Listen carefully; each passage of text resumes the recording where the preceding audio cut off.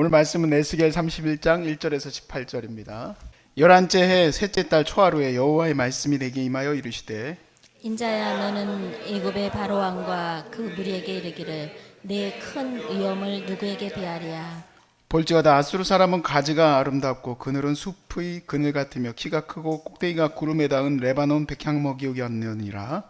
물들이 그것을 기르며 깊은 물이 그것을 자라게 하며 강들이 그 심어진 곳을 둘러 흐르며 두 개의 물이 들의 모든 나무에까지 미치매 그 나무가 물이 많으므로 키가 들의 모든 나무보다 크며 굵은 가지가 번성하며 가는 가지가 길게 뻗어 나갔고 공중의 모든 새가 그 큰 가지에 깃들이며 들의 모든 짐승이 그 가는 가지 밑에 새끼를 낳으며 모든 큰 나라가 그 그늘 아래로 거주하였느니라. 그 뿌리가 큰 물가에 있으므로 그 나무가 크고 가지가 길어 모양이 아름다우매 하나님의 동산에 백향목이 능히 그를 가리지 못하며 잣나무가 그 굵은 가지만 못하며 단풍나무가 그 가는 가지만 못하며 하나님의 동산에 어떤 나무도 그 아름다운 모양과 같지 못하였도다. 내가 그 가지를 많게 하여 모양이 아름답게 하였더니 하나님의 동산 에덴에 있는 모든 나무가 다 시기하였느니라. 그러므로 주 여호와께서 이같이 말씀하셨느니라. 그의 키가 크고 꼭대기가 구름에 닿아서 높이 솟아났으므로 마음이 교만하였은즉 내가 여러 나라의 능한 자의 손에 넘겨줄지라. 그가 의무로 대우할 것은 내가 그의 악으로 말미암아 쫓아내었음이라.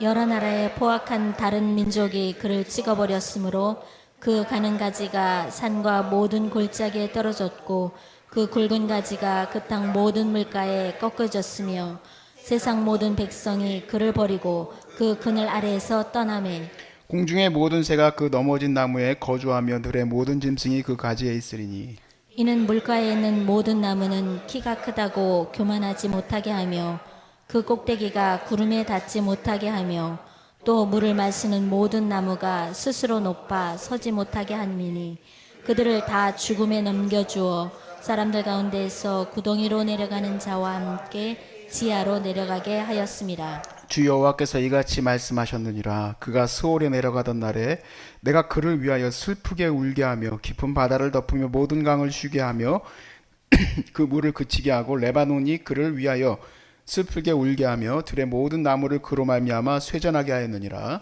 내가 그를 구덩이에 내려가는 자와 함께 수올에 떨어졌던 날 백성들이 그 떨어지는 소리로 말미암아 진동하게 하였고 물을 마시는 에덴의 모든 나무 곧 레바논의 뛰어나고 아름다운 나무들이 지하에서 위로를 받게 하였느니라. 그러나 그들도 그와 함께 스올에 내려갈 때에 칼에 죽임을 당한 자에게 이르렀나니 그들은 옛적에 그의 팔이 된 자요 나라들 가운데에서 그 그늘 아래에 거주하던 자니라.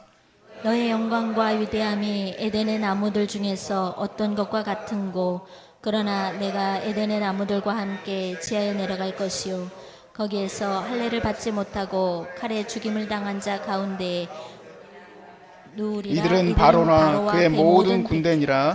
주 여호와의 말씀이니라. 아멘. 제가 어린 시절에 중학교 때예요. 그때 무척 상처로 남았었던 친구 말이 하나 있습니다. 제 신발을 보면서 야, 네 신발은 그랜저냐? 그랜다이저냐? 그랬어요. 제 신발 이게 뒤에 그랜저라고 써 있었어요. 근데 걔도 영어를 잘 못 읽는 편이라 그랜저를 그랜다이저라고 읽어서 저보러 그랜다이저냐? 하고 폄하했었던 때가 있었는데 그 말이 진짜 힘들었었어요. 그때 당시에는 이제 평화시장에 이제 부모님이 장사했던 때를 지나왔기는 했지만 그쪽 뒤에 보세시장이 있는 것을 잘 알던 때죠. 어떻게 보면 중학교 때는 이미 그 시장을 이제 안 하셨지만 제가 그때 이제 신발이 좀 사고 싶었어요. 농구화가 그때 유행이었거든요. 그래서 농구화를 사고 싶어서 계속 졸랐더니 결국에는 그 오래전에 일하셨던 평화시장으로 다시 저를 데려간 거예요. 가기 싫었던. 그래서 그 골목으로 들어가면 보세시장이 있어요. 거기 가가지고 그나마 고르라고 했었던 것 중에 하나가 그 그랜다이저, 그 그랜저 그 운동화였어요.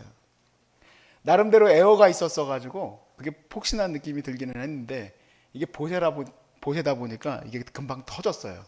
그래서 오른쪽을 디딜 때마다 삑삑 소리가 났어요. 삑, 삑 이런 소리가 났는데 그 농구를 할 때만 되면 삑삑 소리가 더 많이 나죠. 삑삑삑삑삑 그러면서 하니까 친구가 놀렸던 거예요. 저한테. 네 신발은 그랜다이저냐 하고 놀렸던 거죠. 그때 그 좀 나름대로 좀 고가의 신발이 프로스펙스였어요. 농구와 프로스펙스는 꽤 제법 좋은 신발이지만 많은 아이들이 신을 수 있었던 신발이죠. 저는 그것도 갖고 싶었지만 최고급은 이제 나이키입니다. 최고급은 나이키. 함부로 범접할 수 없는 상표였죠. 제가 미국 유학할 때까지 아마 그 신발을 안 신었던 것 같아요. 그리고 아주 정말 기쁘고 즐거운 마음으로 미국 본토에 가서 나이키 매장에서 나이키 신발을 샀던 생각이 있습니다. 우리 아내는 알아요. 제가 얼마나 그 나이키 마크가 크게 써져 있는 신발을 사시는지 잘 어울리지도 않는데 꼭 그 신발을 신으려고 하면 그거 지금 아직도 갖고 있거든요. 참, 저 사람 이상하다 생각했을 거예요. 근데 그 아픔이 있어서 그 나이키가 이렇게 대문짝만하게 쓰여진 그거를 제가 샀었어요. 그리고 유학 갔다 오고 나서 노숙인들 그때는 이제 사역할 때가 아니었고 어머니 잠깐 도와서 설교할 때였었는데 이게 설교를 하려고 이렇게 딱 섰는데 이렇게 신발이 보이잖아요. 그 나이키 신발을 노숙인이 이렇게 꺾어 신었더라고요. 그 어렸을 때 사고 싶었었던 꿈의 신발이 지금은 그냥 막 신는 시대가 됐어요. 지금은 그거보다 몇 배는 더 비싼 신발들도 많다고 합니다. 그리고 나이키도 나이키 나름대로 고가의 신발들이 있다고 하니까 뭐 지금은 저는 아예 시대를 따라가지도 못할 정도가 돼버렸죠. 그런데 그런 시대가 됐어요. 사실 제가요 그때 되게 창피해요. 왜냐하면 지금은 노숙인도 꺾어 신는 그까지 나이키 신발이 못 가졌다고. 물론 그 나이키는 제가 말하는 거는 세상적인 욕망을 말해요. 하나님 왜 우리는 이렇게 가난합니까 하고 원망하고 또 불평하고 하나님이 진짜 있기는 한 건가? 그까지 나이키 하나 가지고 그까지 세상적인 것들을 하나 가지고 하나님이 있기는 한 건가? 이런 기도나 하고 있었으니 얼마나 창피합니까? 근데 우리가요 우리 자신 안에 있는 이 욕망, 안목의 정욕, 이생의 자랑, 안목의 정욕, 우리가 바라보는 것을 갖고 싶어하고 또 이생의 자랑들, 그것을 버리지 않으면 우리도 이 쳇바퀴 안에 들어와 버려요. 그래서 하나님 왜 내게 이 좋은 것들을 내게 주시지 않습니까? 나를 좀 높이 써서 나를 저 높은 곳에 이르게 해서 하나님의 그 귀한 종으로 쓰려고 했던 거 아닙니까? 이런 헛된 기도나 하고 있을 수 있다 이 얘기예요. 여러분 우리 하나님은 성경에 보면 이 세상의 욕망에 대해서 뭐라고 했습니까? 심판하실 것이라고 했어요. 그 교만을 심판하실 거라 이 얘기예요. 근데 그 교만을 심판하시려고 하시는데 그 교만된 것을 우리에게 주고 싶어 하시겠습니까? 하나님은 우리를 복되게 하시고 우리를 높이기를 원하시지만 방법이 달라요. 오늘 말씀에서는 그 방법에 대해서 우리가 함께 살펴볼 거예요. 하나님이 원하시는 그 위대함은 무엇인지, 하나님이 우리에게 허락하시고 싶어 하시는 그 귀함이 무엇인지를 깨달았으면 좋겠고, 그래서 하나님이 원하시는 우리가 거룩한 사람들이 될 수 있기를 바랍니다. 오늘 본문에서 이집트에 대한 말씀을 이야기하시는데 이집트에 대한 설명 대신 아수르를 얘기를 합니다. 아수르를 비교해요.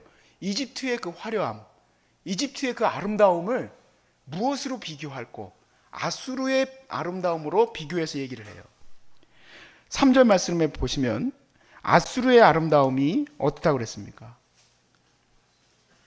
오늘 31장 3절 말씀, 볼지어다 아수르 사람은 그 가지가 아름답고 그늘은 숲의 그늘 같으며 키가 크고 꼭대기가 구름에 닿은 레바논 백향목이었느니라. 구름에 닿을 정도로 아름다운 백향목이었다라고 얘기해요. 근데 그것을 능가하는 게 바로 이집트예요. 아수르의 아름다움보다 능가하는 아름다움, 그 이집트가 가지고 있었어요. 7절부터 8절까지 말씀에 보면 그 뿌리가 큰 물가에 있으므로 그 나무가 크고 가지가 길어 모양이 아름다움에 하나님의 동산의 백향목이 능히 그를 가리지 못하며 잣나무가 그 굵은 가지만 못하며 단풍나무가 그 가는 가지만 못하며 하나님의 동산의 어떤 나무도 그 아름다운 모양과 같지 못하였도다. 이제 우리가 물어볼 것은 하나님의 목표가 예루살렘을 이 이스라엘을 만드실 때에 이집트로부터 그들을 구원해 내시고 가나안 땅을 그들에게 허락하셨어요. 그리고 제사장의 나라가 되고 하나님의 거룩한 나라가 되기를 바라셨어요. 하나님의 목표한 것이 그렇게 되어서 주변의 나라보다도 더 화려하고 더 사치스러운 나라가 되는 게 목적이 아니었겠죠. 그게 목적이었냐는 얘기예요. 그게 목적이 아니었을 겁니다. 하나님의 목적은 다른 데 있어요. 하나님이 그들을 풍요롭게 하시고 그들을 번성하게 하시는 것이 세상의 것과 비교해서 차이가 뭐냐고 우리가 물을 거예요. 예수 믿으면 복 받습니다. 그런 시기도 있었어요. 지금도 그런 우리가 패러다임에 그냥 걸려 있는지도 몰라요. 그렇기 때문에 우리도 그렇게 기도하겠죠. 하나님 왜 나를 갖다 더 번성하지 못하게 하십니까? 나를 왜 더 번영하지 못하게 합니까? 하나님이 기도하시면 더 우리를 교회를 하는 목회자라면 더 큰 교회를 주셔야 되는데 왜 더 큰 교회가 안 됩니까? 우리는 왜 더 많은 성도를 모을 수가 없습니까?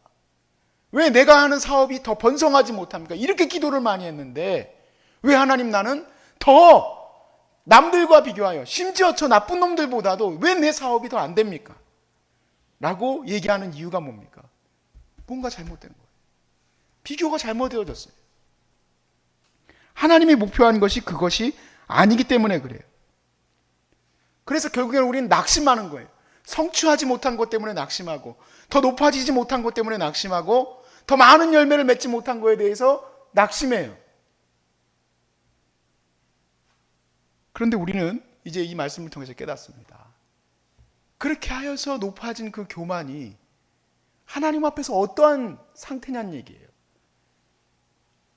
그 교만을 하나님이 심판하시고 계시지 않느냐는 얘기죠.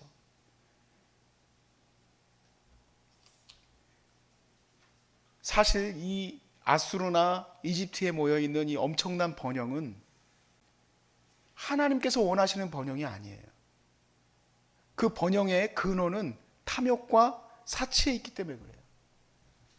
탐욕과 사치의 그 죄악으로 만들어진 번영이에요. 그럼 하나님이 원하시는 번영은 무엇일까? 하나님의 목표는 무엇일까? 하나님은 우리 안에서 우리 자신이 썩어져 가는 것을 원하세요. 오히려 반대로 내가 더 높아져서 교만을 이루는 나무가 되는 것이 아니라 오히려 반대로 내가 썩어짐으로 하나님의 거룩한 나무가 온전히 이루어지게 되는 방법이에요. 그래서 이것이 이루어질 수 있도록 하나님은 예수 그리스도의 은혜를 우리에게 부어주셔야 됐어요. 그리스도, 그가 없이는 이 거룩한 하나님의 은혜를 이루는 숲을 만들어낼 수가 없어요. 계시록 21장 6절부터 7절까지의 말씀에 보면은 완성된 모습이 나오는데 그 말씀에는 또 내게 말씀하시되 이루었도다. 이루었어요. 완성된 거예요. 알파와 오메가요. 나는 알파와 오메가요. 처음과 마지막이라. 내가 생명수 샘물을 목마른 자에게 값없이 주리니 이기는 자는 이것들을 상속으로 받으리라. 나는 그의 하나님이 되고 그는 내 아들이 되리라. 그 완성된 하나님의 거룩한 성전에 생명의 물이 흐르는데 그곳으로부터 발화하여 많은 나무가 많은 잎사귀를 내고 그 잎사귀가 치유하는 역사가 일어난다고 했어요. 그래서 예수님께서 사마리아 여인과 만나셨을 때 이렇게 얘기합니다. 네가 나에게 내가 누구인 줄 알았다면, 내가 이제 물을 달라고 했던 자가 누구인 줄 알았다면 나에게 물을 달라고 했을 것이다. 예수님에게서 그 생명의 물이 흘러나와요. 예수님의 그 생명의 물을 우리가 마시면 우리가 영원히 목마르지 않게 될 줄로 믿습니다. 우리의 이 갈망, 이 세상의 욕심, 이 욕망들이 아무 쓰잘데기 없는 것이. 그리고 예수의 거룩한 은혜가 내 안에서 이 목마름을 채워주실 거예요. 그리고 그 값은 무료예요. 여러분, 이 에스겔서의 최고의 장면은 지금 이 비유, 이집트와 아수르를 향해서 그들이 얼마나 큰 나무인지를 비교한 것과 비교하여서 이제 40장 이후로 나오는 비유에서 같이 연결이 되어져요.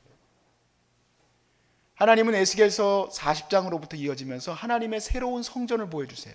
40장 1절에서는 이렇게 쓰여 있어요. 예루살렘 성전이 완전히 파괴되어져서 황폐한 곳으로 에스겔을 환상 가운데 데려가세요. 그리고 그곳에서 하나님의 새 성전을 보여주세요. 하나님의 새 성전. 그리고 47장에 이르면 이제 그동안은 계속 또 그 크기며 이런 것들이 이제 쭉 나와요. 여러분 그거는 도면이 다 나와 있는데 인터넷에서 잘못 찾으시면 안 돼요. 신천지가 엄청 많이 떠요. 잘못된 게 많아요. 어찌됐든 47장에 이르게 되면 이 성전에서 물이 흐릅니다. 근데 이 물이 흘러나오는데 성전부터 나오는 이 물이 발목 처음에는, 그리고 나서는 사람이 가히 이길 수 없을 정도로 많은 물이 흘러나오고, 그리고 광야에까지 그 물이 흘러가는데 여기 중요한 말씀이 있습니다. 우리 에스겔서 47장 7절로 우리 한번 넘어가 볼게요. 에스겔서의 스포일러입니다. 스포일러. 뒷장 결론으로 이어지는 47장 7절. 하나님의 계획, 하나님의 재건 계획, 하나님이 다 부수신 가운데서 다시 세우고자 하는 하나님의 거룩한 나라. 7절에 보니까 뭐라고 되어 있습니까? 내가 돌아가니 강 좌우편에 나무가 심이 많더라. 심이 많아요. 그리고 9절 말씀에 이 강물이 이르는 곳마다 어떻게 되겠어요? 같이 읽어봅시다. 시작. 이 강물이 이르는 곳마다 번성하는 모든 생물이 살고 또 고기가 심이 많으니라. 이 물이 흘러 들어가므로 바닷물이 되살아나겠고 이 강물이 이르는 각처에 모든 것이 살 것이며. 아멘. 계속 그걸 읽어나가면 하나님의 그 강이 이루는 아름다운 숲이 비유로 기록되어 있어요. 그러므로 이 번성은, 모든 생물이 다시금 새롭게 번영하는 이 번성은 이집트와 아수르와 같은 그러한 번성이 아님을 우리는 이제 구별할 수 있어요. 이 번성은 무엇으로부터 시작되어집니까? 바로 예수 그리스도. 예수 그리스도의 모퉁이 돌 대신 그 모퉁이 돌로부터 시작하여서 선지자와 사도들의 거룩한 그 기반 위에, 그 반석 위에 세워진 바로 교회를 말하는 거예요. 하나님의 새로운 성전, 하나님의 새로운 거주지, 바로 교회예요. 무명한 자들, 유명한 자가 별로 없고, 그리고 이렇게 연약하고 부족한 우리들, 이렇게 병들고 이렇게 실패하고 연약한 우리들, 이 안에 하나님이 거주하신, 내 마음을 열고 주님을 받아들였던 때부터 우리 하나님의 거룩한 영광이 나와 함께 하셔요. 그것을 그까짓 나이키, 그까짓 세상의 브랜드, 그 차, 그런 것들로 치장할 수 있겠습니까? 아니에요. 이 생명의 은혜는 예수 그리스도께서 하신 것과 같이 우리가 함께 썩어져 갈 때 그 놀라운 역사가 일어나는 거예요. 그 아름다움은 세상의 것의 아름다움과 비교할 수 있는 것이 아니에요. 오히려 세상의 아름다움과 비교할 수 없는 것이기 때문에 일반적인 눈으로는 볼 수가 없어요. 그래서 예수 그리스도는 흠모할 만한 것이 없고 우리가 정말 그것을 보고 아름답다고 평가할 수가 없을 수도 있어요. 그런데 어떻게 그리스도인들은 예수 그리스도를 찬양하면서 아름다운 주여 하고 찬양할 수 있겠습니까? 그 놀라운 은혜를 어떻게 찬양할 수 있겠냐는 얘기예요.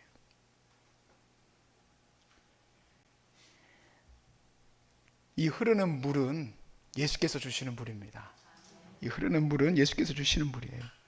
그 물은 요한복음 4장 말씀에서 주님께서 말씀하셨죠. 내가 주는 이 물을 먹으라. 내가 주는 물, 바로 성령을 말해요. 내가 주는 물을, 이 물을 먹으라. 값없이 주신 물. 그때 주시는 이 물이 도레아라는 뜻인데, 도레아라는 단어인데요, 헬라어로 저희가 이 소중한 사람들에서 물을 그냥 무료로 드리잖아요. 그때 우리 그 상표같이 쓰려고 했었던 상표가 도레아예요. 도레아. 무료로 드리니까. 그러려고 했었어요. 선물이자 물이라고 뜻하는 단어가 유일하게 성경에서 한 번 쓰였는데 요한복음 4장이에요. 그런데 저는 이것을 바꿨어요. 그래서 그거를 다 디자인까지 해놓고도 안 써요. 왜냐하면 진짜 생명의 은혜는 그 물이 아니라 여러분 안에서 넘치는 은혜이기 때문에 그래요. 성령의 열매가 여러분 안에서 넘쳐 흘러야 그 물을 다른 이들도 먹을 수 있기 때문에. 그래서 굳이 그거를 갖다 붙일 필요가 없더라고요. 여러분이 도래하거든요. 여러분이 도래하여 여러분을 통해서 하나님의 은혜가 모든 광야와 또 그리고 거친 사막과 어려운 곳으로 다 흘러 들어갈 수 있기 때문에 그래요. 그것이 지금까지 흘러나가지 아니었던 이유가 뭡니까? 내 욕심을 따라갔기 때문에. 그러면 그것이 정체되어져요. 그래서 주님은 마태복음에서 이렇게 얘기하셨죠. 좋은 땅에 씨가 떨어져서, 좋은 땅에 씨가 떨어져서 30배, 60배, 100배의 결실을 맺느니라. 그 씨가 어떻게 발화하는 겁니까? 한 알이 썩어져야지 되는 거예요. 그래서 우리는 예수 그리스도 안에서 모두가 다 날마다 죽는 줄로 믿습니다. 날마다 죽는 거예요. 그래야지 주의 열매가 맺혀지는 거예요. 저는 믿습니다. 여러분들이 바로 소중한 사람들로부터 흘러나가는 물이 되길 바랍니다. 성령의 충만함이 그렇게 여러분들의 공동체 안에, 여러분들의 많은 가족들 안에서 흘러갈 수 있기를 바라요. 반드시 나으시길 바랍니다. 반드시 나아서 사명 감당하시고 주의 은혜가 이 소중한 사람들로부터 발현하여 많은 곳으로 흘러갈 수 있기를 주의 이름으로 축복합니다.